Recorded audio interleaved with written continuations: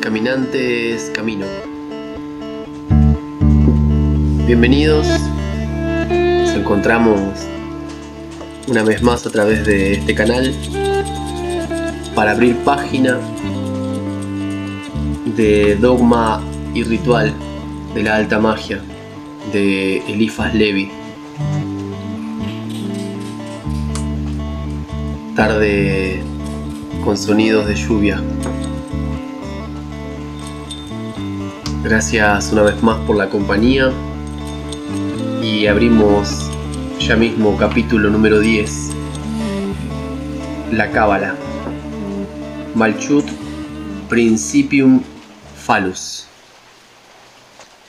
Todas las religiones han conservado el recuerdo de un libro primitivo escrito en figuras por los sabios de los primeros siglos del mundo, y cuyos símbolos, simplificados y vulgarizados más tarde, han suministrado a la escritura sus letras, al verbo sus caracteres, a la filosofía oculta sus signos misteriosos y sus pentáculos.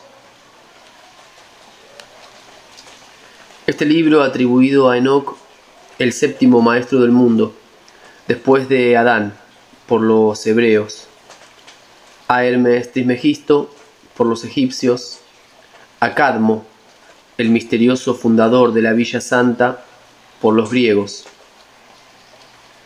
Nota del autor: Cadmo, hijo de Agénor, fundador y rey de Tebas, esposo de Harmonia, dio muerte al dragón de Tebas y fue inmortal. Fin de la nota. Era el resumen simbólico de la tradición primitiva, llamada después Cábala, con K y dos B larga, o Cábala, con C y una B, de una palabra hebrea que es la equivalente a tradición. Esta tradición reposa por completo en el dogma único de la magia. Lo visible es para nosotros la medida proporcional de lo invisible.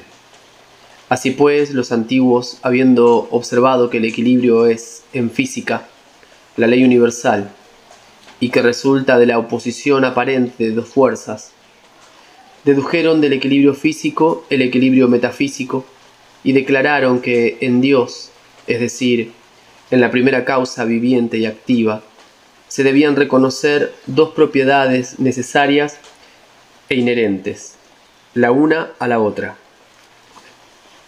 la estabilidad y el movimiento, la necesidad y la libertad, el orden racional y la autonomía volitiva, la justicia y el amor, y por consecuencia también la severidad y la misericordia. Y son estos dos atributos los que los cabalistas hebreos personifican de algún modo bajo los nombres de Geburá y de Yesed. Por encima de Geburá y de Yesed reside la corona suprema, el poder equilibrador, principio del mundo o del reino equilibrado, que encontramos designado bajo el nombre de Malchut, en el versículo oculto y cabalístico del Pater, de que ya hemos hablado. Pero Geburá y Yesed, mantenidos en equilibrio en lo alto de la corona y en lo bajo por el reinado, son dos principios que pueden considerarse, sea en su abstracción, sea en su realización.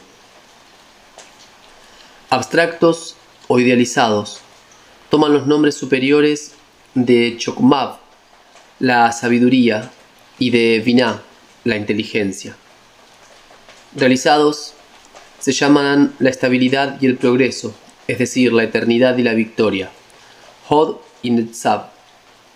Tal es, según la Cábala, el fundamento de todas las religiones y de todas las ciencias, la idea primitiva e inmutable de las cosas. Un triple triángulo y un círculo, la idea del ternario, explicada por la balanza y multiplicada por sí misma en el dominio de lo ideal, después de la realización de esta idea en las formas.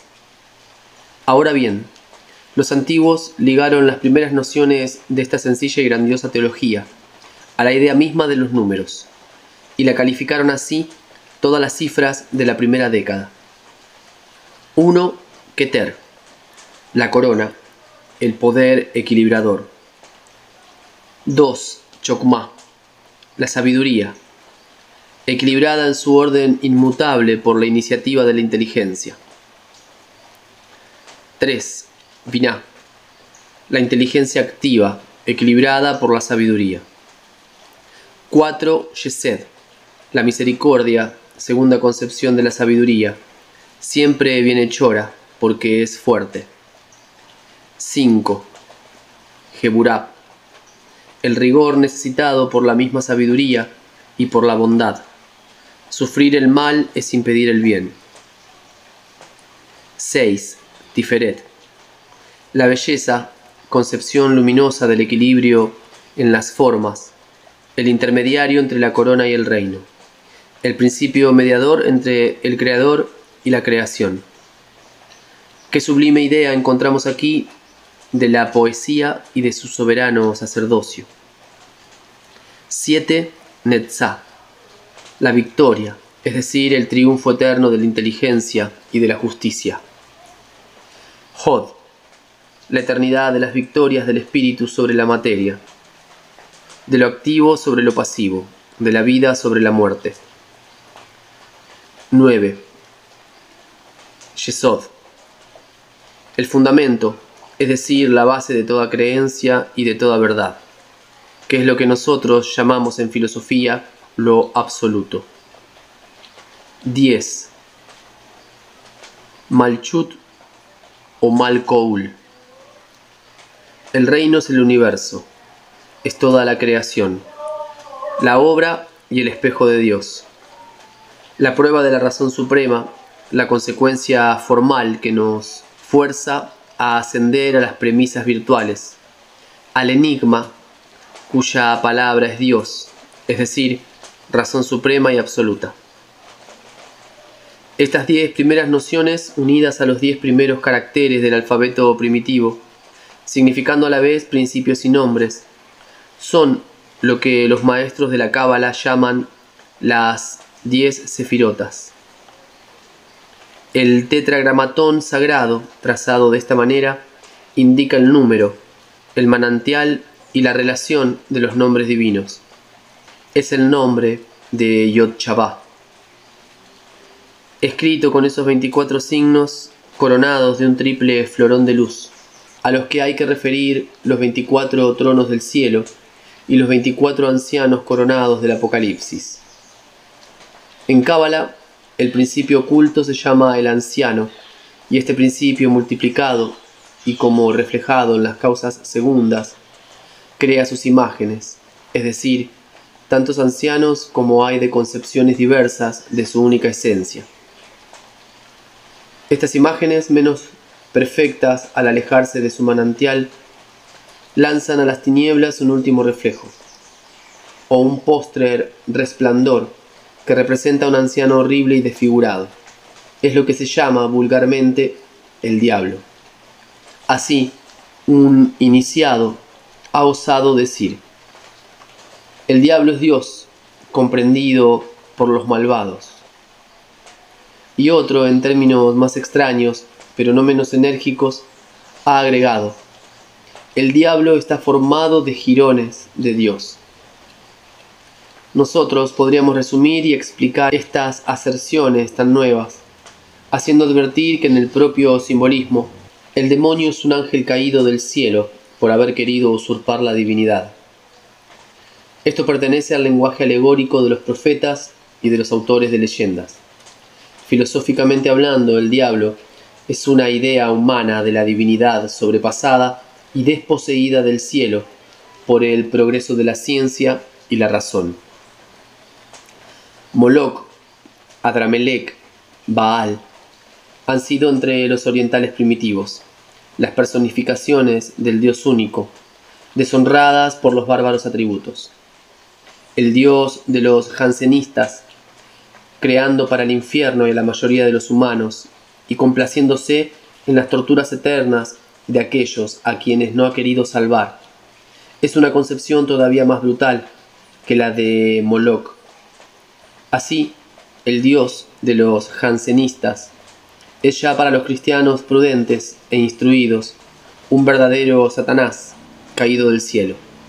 Los cabalistas, multiplicando los nombres divinos, los han ligado todos o a la unidad del tetragramatón, o la figura del ternario, o a la escala cefírica de la década, trazando así la escala de los nombres y de los números divinos. Triángulo que puede traducirse en letras romanas. El conjunto de todos estos nombres divinos, formados del único tetragramatón, pero fuera del propio tetragramatón, es una de las bases del ritual hebreo y compone la fuerza oculta que los rabinos cabalistas invocan con el nombre de semánforas. Vamos a hablar aquí de los tarots desde el punto de vista cabalístico. Ya hemos indicado el origen oculto de su nombre.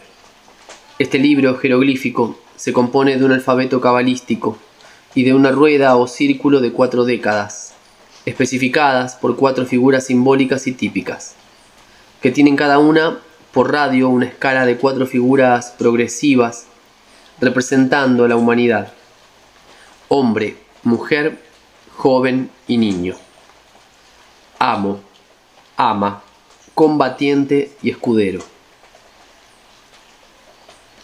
Las 22 figuras del alfabeto representan primeramente los 13 dogmas y después las 9 creencias autorizadas de la religión hebraica, religión fuerte y fundida sobre la más elevada razón.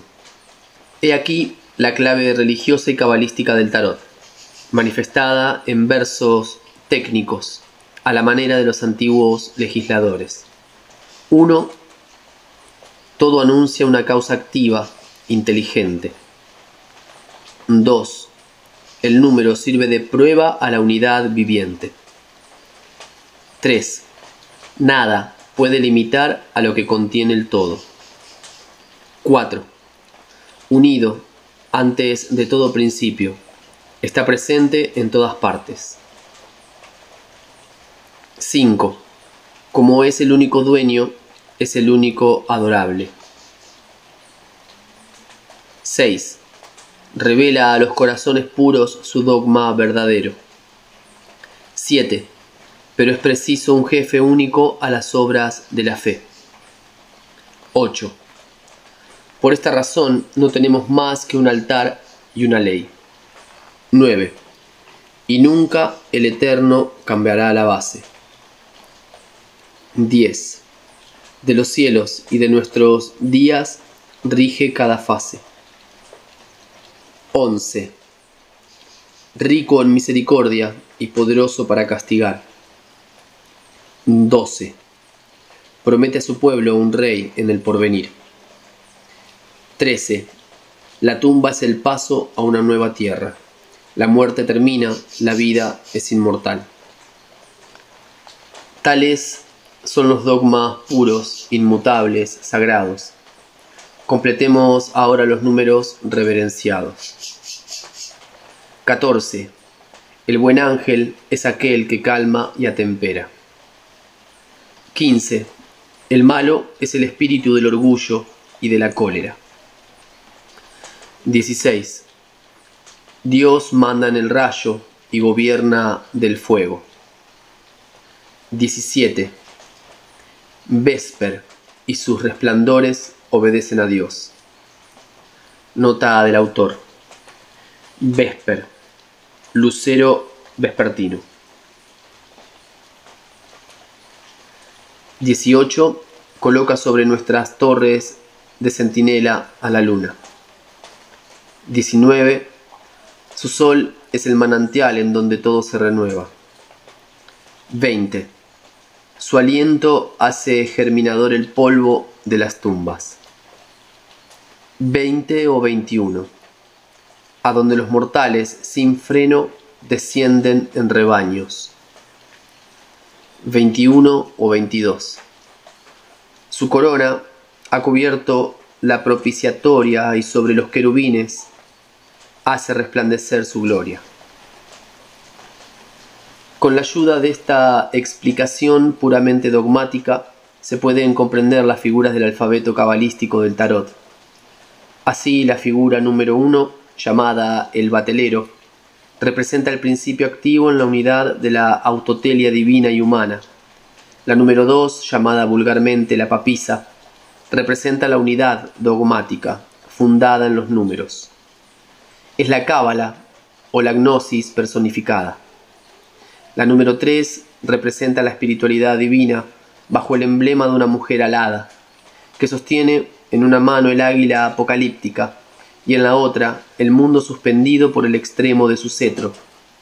Las demás figuras están tan claras y son tan explicables como las primeras. Pasemos ahora a los 4 signos, es decir, a los bastos, copas, espadas y a los círculos o pentáculos, llamados vulgarmente oros. Estas figuras son los jeroglíficos del tetragramatón. Así el basto es el phallus de los egipcios o el yod de los hebreos. La copa es el cteis o el he primitivo. La espada es la conjunción de 2 o el lingam, figurado en el hebreo anterior a la cautividad por el vav. Y el círculo o pentáculo, imagen del mundo, es el he final del nombre divino.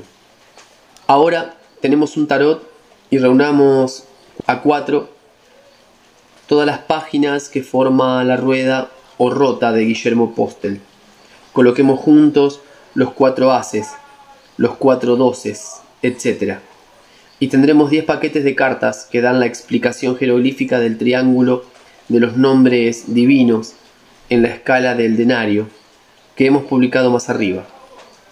Se podrá, pues, leerlas así, refiriendo cada número al sefirota correspondiente. 4 signos del nombre que contiene todos los nombres. 1. Keter. Los 4 ases. La corona de Dios lleva 4 florones. 2. Chokmah. Los 4 doces. La sabiduría se esparce y forma 4 ríos. 3. Binah. Los 4 treces. De su inteligencia da 4 pruebas. 4. Yesed. Los 4 cuatros. De la misericordia resultan 4 beneficios. 5. Geburah. Los 4 cincos. Su rigor castiga 4 veces otros tantos crímenes enormes. 6. Tiferet. Los 4 seises. Por 4 rayos puros se revela su belleza. 7. Netzat. Los 4 sietes. Celebremos 4 veces su eterna victoria. 8. Hon. Los 4 ochos 4 veces triunfa en su eternidad. 9. Yesod. Los 4 nueves. Sobre 4 fundamentos está basado su trono. 10. Malchut. Los 4 dieces. Su único reinado es 4 veces el mismo, y conforme a los florones de la divina diadema. Se ve por este arreglo tan sencillo el sentido cabalístico de cada lámina. Así, por ejemplo, el 5 de bastos significa rigurosamente Geburah de Yod, es decir, justicia del Creador o cólera del hombre. El 7 de copas significa victoria de la misericordia o triunfo de la mujer. El 8 de espadas significa conflicto o equilibrio eterno, y así sucesivamente. También puede comprenderse cómo se valían los antiguos para hacer hablar a este oráculo. Tiradas las láminas al azar, ofrecen siempre un sentido cabalístico nuevo, pero rigurosamente verídico en su combinación, que sólo era fortuita, y como la fe de los antiguos no confiaba nada al azar, leían las respuestas de la providencia en los oráculos del tarot, que se llamaba entre los hebreos Teraf o Terafims, como lo presentó el primer sabio cabalista Gaferet. uno de los magos titulares del cardenal Richelieu. Cuanto a las figuras, he aquí un último dístico para explicarlas. Rey, reina, caballero, sota. Esposo, hombre joven, niño, toda la humanidad. Por estos 4 escalones se remonta a la unidad.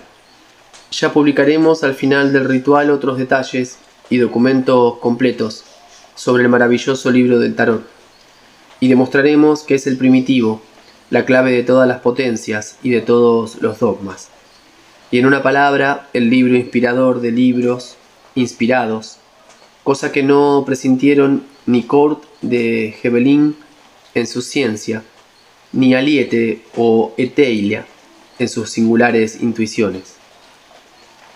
Los 10 sefirotas y los 22 tarots forman lo que los cabalistas llaman las 32 vías de la ciencia absoluta. En cuanto a las ciencias particulares, las dividen en 50 capítulos, a los que llaman las 50 puertas. Sabido es que puerta significa gobierno o autoridad entre los orientales. Los rabinos dividen también la Kabbalah en Bereshit, o Génesis universal, y en Merkabah, o carro de Ezequiel. De las dos maneras de interpretar los alfabetos cabalísticos forman 2 ciencias denominadas, la gematría y la temurá, y componen el arte notorio, que no es otra cosa en el fondo que la ciencia completa de los signos del tarot, y su aplicación compleja y variada en la adivinación de todos los secretos, sea de la filosofía, sea de la naturaleza, o sea también del porvenir. Volveremos a hablar de esto en el capítulo 20 de esta obra. Final del capítulo número 10. Muchas gracias por acompañar, por suscribirse, por compartir el canal y los libros, y que esta obra llegue donde tenga que llegar. Nos encontramos en la próxima entrega, capítulo número 11, La cadena mágica. Un gran abrazo.